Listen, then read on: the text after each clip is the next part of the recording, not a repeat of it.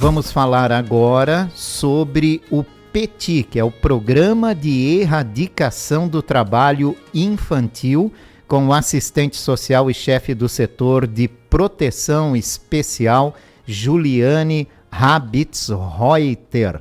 Bom dia, Ju, obrigado pela participação. Bom dia, Jorge. Eu é que agradeço esse espaço, né, para estar falando de um tema que é tão importante atualmente na nossa sociedade. Sem dúvida nenhuma, né? O que é esse programa, Ju? O Programa de Erradicação do Trabalho Infantil, o PET, ele é um programa federal, né? Qual é o objetivo desse programa? É erradicar o trabalho infantil e também articular ações entre os vários atores, os vários segmentos da sociedade. O que é considerado trabalho infantil? Conceituar trabalho infantil é um tema que acaba causando alguma polêmica, sim. Né? Sem dúvida. Porque quando a gente fala de trabalho infantil, as pessoas pensam que é aquela situação, então o meu filho não pode mais arrumar a cama em casa. Lavar a louça. Lavar a louça, tirar um lixinho, não é isso. O trabalho infantil, ele é aquele trabalho que ele prejudica o desenvolvimento da criança ou do adolescente. Né? Então, assim, o trabalho infantil ele é proibido de 0 até 14 anos de idade. Dos 14 anos aos 16, ele é liberado através do adolescente aprendiz, através do aprendizado.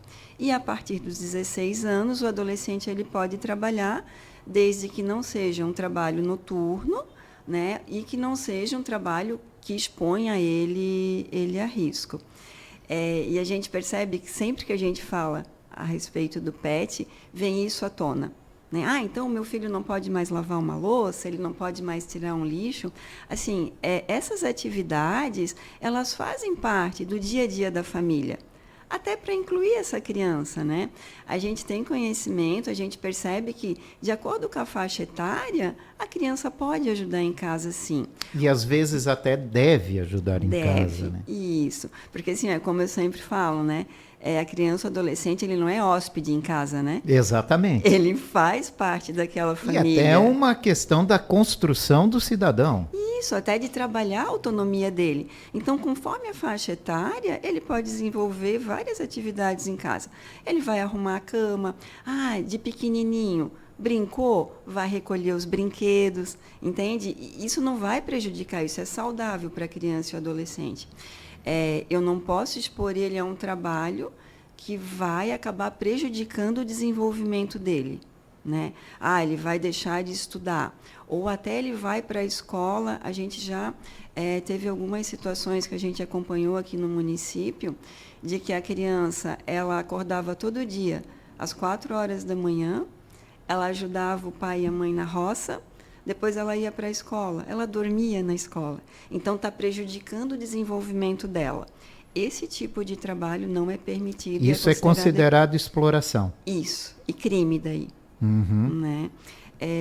Era o que eu justamente ia te perguntar, né? Porque é muito comum no interior. Isso. Né? As crianças auxiliarem os pais no trabalho na roça, por exemplo, né? E os pais, por exemplo, que têm um negócio em casa e que as crianças acabam auxiliando, também é considerado uma exploração? Se isso prejudicar o desenvolvimento da criança, sim.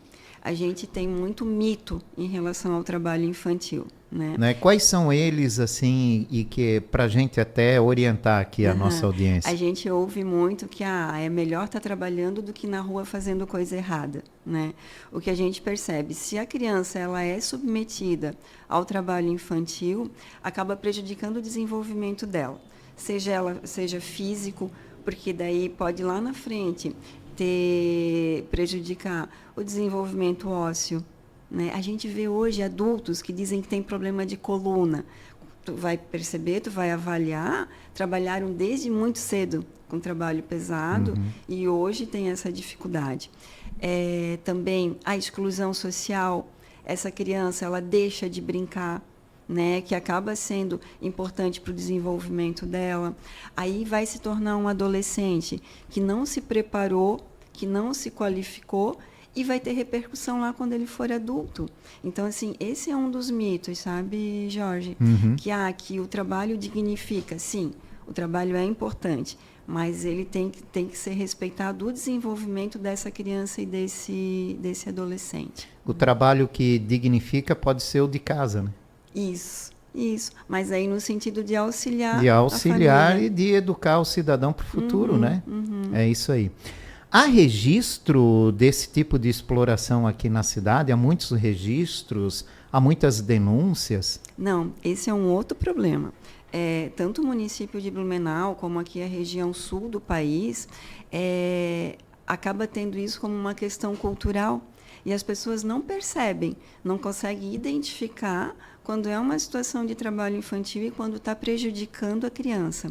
Então, assim, a CEMUDES, né?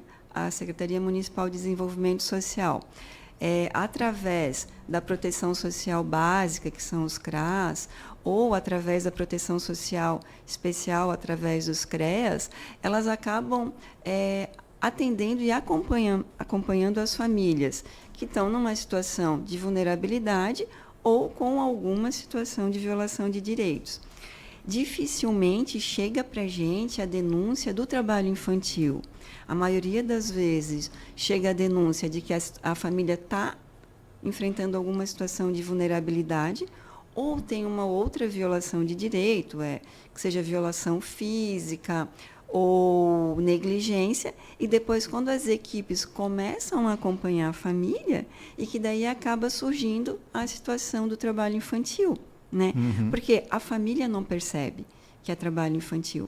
E daí entra o papel da política de assistência social, de que não é condenar, julgar ou penalizar essa família, e sim ofertar para ela atendimento e acompanhamento para quebrar com esse ciclo, né?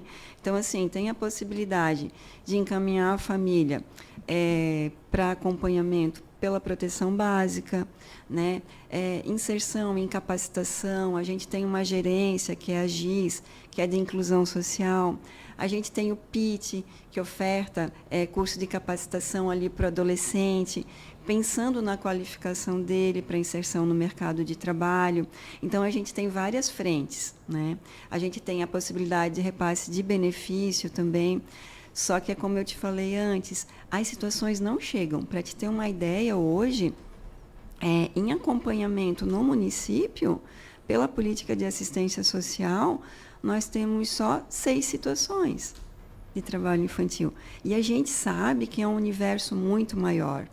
Sabe, Jorge? Então, assim, o que a gente percebe no dia a dia é que essa situação do trabalho infantil, ela não é exclusiva da política de assistência social. Então, assim, as outras políticas, educação, saúde, têm que se envolver, têm que perceber e têm que estar encaminhando também para os nossos serviços, né? Aí, assim, a importância do PET, porque o PET vem para articular todas as políticas, para divulgar, né, para falar sobre trabalho infantil, quais são os meios de denúncia, o que é trabalho infantil, até para desmistificar também. Isso, né? Até eu vou te perguntar, né, como é que a gente identifica que uma criança está sendo prejudicada e está em uma situação dessa de exploração de trabalho infantil? A gente percebe muito, eu acho que um meio de denúncia que consegue identificar é a escola. E a gente tem um diálogo muito próximo com a educação, né? Porque, assim, aquela criança que vai para a escola que dorme, que não consegue acompanhar, né? Que tem dificuldade, que falta. Tem algumas que acabam faltando, chegando atrasados, já são indícios de que alguma coisa não está certa. Ou também na saúde, a criança chega lá machucada, né? A gente teve uma situação que a gente acompanhou, que o menino apareceu na escola com os braços cortados, era porque ele cortava mato, para dar para os animais, e dormia em sala de aula. Então, assim, acabou chegando para a política de assistência através da escola. E a saúde também consegue identificar, né? E tem alguns trabalhos, assim, que acabam colocando muito em risco, muito mesmo, né? Tipo, a venda de produtos nas sinaleiras, às vezes a gente vê, né, os adolescentes ou até mesmo crianças vendendo a exploração sexual, que a gente não tem tão grande aqui no município, na região sul, só que a gente sabe que para o norte e nordeste, né, o turismo sexual acaba atingindo crianças e adolescentes. O tráfico de drogas também, que daí esses adolescentes, essas crianças são usadas como mula, né, porque daí para o traficante, o que eles usam essa criança do ser adolescente? Para ele não vai dar nada. Exato. Mas dá sim, porque a partir de 12 anos esse adolescente já vai responder. Né? Ele já vai responder pelo ato infracional. Então, assim, prejudica muito. Né? Uhum. Você falou que é muito difícil ter denúncias, né? Já que tem essa dificuldade, é feita alguma fiscalização? Sim, a gente tem o Ministério do Trabalho aqui no município, que fiscaliza principalmente as empresas, né? E o que acontece? A gente tem muito o trabalho doméstico, que daí é difícil tu identificar e, pior ainda, tu fiscalizar. Né? Quando você fala em trabalho doméstico, é naquele caso em que a família sai e deixa uma criança responsável por tudo o dia inteiro? Isso. Responsável pela limpeza da casa? Pela limpeza, pela alimentação, por cuidar do irmãozinho, criancinhas, que são menores, né? E não percebem o risco, né? Ela vai ter contato com faca, com energia elétrica, vai fazer uma comida, pode se queimar, então é arriscado. Porque você né? falou uma coisa que é verdade, né? Culturalmente, no passado, as crianças tomavam conta da residência. Isso. Se a gente pensar lá atrás, né? E nem tão lá atrás assim, né, Jorge? Alguns anos atrás era muito comum isso. Só que hoje a gente percebe... que eu acho que naquela época a gente não tinha esse entendimento. Daí a gente ouve muitas pessoas dizendo, mas o fulano trabalhou desde muito cedo e se deu super bem. Hoje é empresário. Eu já ouvi algumas falas nesse sentido. Só que assim, sim. É a exceção. O que a gente percebe no dia a dia, principalmente na política de assistência social, é aquela pessoa que daí chegou lá na frente sem qualificação, sem capacitação, que está num subemprego, que não tem registro em carteira de trabalho, né? Acaba trabalhando informal, que não é aquele empresário bem-sucedido, que não vai conseguir se aposentar, com uma série de agravantes de saúde. Então, aquele que deu muito certo é a exceção. E por isso que a gente fala que é tão importante desmistificar isso, né? É verdade. Nos casos que vocês já registraram, né? Como é que foi a reação das famílias ao ser informada que havia uma exploração? Elas não tinham entendimento disso. A gente teve uma situação há pouco tempo que os meninos estavam próximo a uma feira vendendo paninhos e eles se ofereciam para os feirantes para ajudar a recolher os caixotes. Daí tu pensa, era uma criança de 10 anos, carregando um caixote de fruta, é impossível dar conta. Claro que naquele momento consegue, só que vai ter repercussão na saúde dele futuramente, né? E daí foi feita a abordagem com a família não sabia, não era de maldade, ele não percebia aquilo como uma violação de direitos. Então, assim, é como eu falo, a nossa intenção não é penalizar essa família, é de orientar e fazer os encaminhamentos necessários para que ela tenha acesso a recursos, a benefícios e para romper com aquele ciclo, né? E que realmente essa criança, esse adolescente, se prepare para dali com 14 anos ser um adolescente aprendiz, com 16 ele já vai poder trabalhar também, mas de uma forma mais humana e principalmente saudável, né? Nesse caso, então, é feita orientação. Isso. Na maioria dos casos, essa orientação é aceita. Sim. Mas vocês voltam lá para ver se realmente está feito um acompanhamento? Isso. Porque daí a situação é encaminhada, vamos supor, para o PAEF, que é o Serviço de Atendimento Especializado, né, a famílias e aos indivíduos que têm alguma violação de direito. A gente considera o trabalho infantil uma violação de direito. Certo. O acompanhamento, ele é feito por no mínimo 6 meses. Então, assim, é feito com assistente social e com psicólogo. Eles fazem visita, eles fazem atendimento individual, eles fazem contato com toda a rede, com a escola, com a saúde, né? Então, assim, ele não vai atender só aquela criança, ele vai atender todo o núcleo familiar e vai ser um acompanhamento, não vai ser um atendimento pontual. Até porque a gente tem que ter certeza que não vai continuar, né? Ou que não vai ter uma reincidência desse trabalho infantil. Como é que esse programa é aplicado? Hoje a gente tem, na política de assistência social, uma profissional, né, uma assistente social, que é a técnica de referência do PET. Então, o que essa técnica faz? Ela articula os vários serviços que atendem à demanda de trabalho infantil.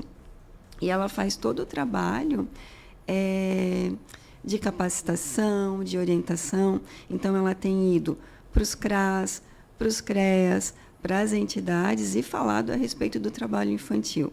E orientado qual o conceito, do que se trata, como evitar, para desmistificar também, como eu falei anteriormente, né?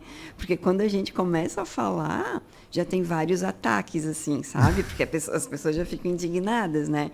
Porque pensam que é nesse sentido, que não pode fazer nada, e não é isso. Então, a gente tem essa técnica de referência que fica lá nas CEMUDES, né?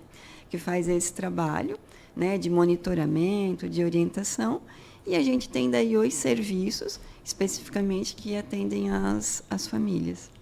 E para fazer denúncia, né? Se alguém quer denunciar alguma exploração, como é que pode fazer? Então, pode ser através do Disque 100, né? A pessoa entra em contato. O Disque 100 ela não precisa se identificar, né? Quem está fazendo a denúncia, porque às vezes é algum vizinho que não quer ter uma situação ali de atrito com a família, mas que quer ajudar. Então, pode ser através do Disque 100. Eu já oriento, assim, que é bem importante tu ter o endereço completo, pelo menos, sabe? O nome da rua, o número da casa, se tiver o nome da criança, o nome dos pais. Porque esses dias a gente recebeu uma denúncia de uma criança, inclusive não era de trabalho infantil, mas que ela estava em situação de risco, porque ela ia a pé para a escola e tinha um cidadão que tinha abordado ela. Mas aí era uma menina de aproximadamente 12 anos de cabelo longo. Que passou. Então, assim, aí é difícil para o serviço conseguir identificar. Exato. Né? Então, assim, tem que ter o mínimo de informação. O nome da criança, o nome dos pais e o endereço completo. Se não for através do Disque 100, pode ser através do Conselho Tutelar também, ligar, né? Blumenau tem 3 conselhos tutelares, ou também entrar em contato com a CEMUDES. Aí eu posso passar o telefone, sim, que é o 3381-6603, 3381-6603 ou 6605. Ou 6605 para fazer essas denúncias. Isso, né? Ou até para ter orientação, né? Para ter certeza se é ou não, se encaixa ou não em exploração de trabalho infantil, né? Lembrando, né, que auxiliar a família em casa, no trabalho doméstico, não é exploração do trabalho infantil. Agora, ser responsável pela casa, aí já pode configurar trabalho infantil, né? Isso. Então, assim, lavar uma loucinha, secar a louça, tirar o lixo, sei lá, varrer uma calçada, não é trabalho infantil. Claro que tu vai observar a idade ali da criança, não vai pedir para uma criança de 4 anos fazer isso, né? Enfim, mas não é. O trabalho infantil é aquele trabalho que a criança é a única responsável, né? E que vai prejudicar o desenvolvimento dela. Isso é a exploração do trabalho infantil. Tá certo. Juliane, obrigado pela tua participação, esclarecimentos. Então, se você tem alguma denúncia para fazer, 3381-6603, 6605. E até esclarecimentos, né? Isso. Que você deseja, dúvidas sobre esse assunto. Um ótimo final de semana, Ju. Obrigada para você também. Juliane Habitz-Reuter, assistente social, chefe do setor de proteção especial, que falou aqui sobre o PET, o Programa de Erradicação do Trabalho Infantil de Blumenau.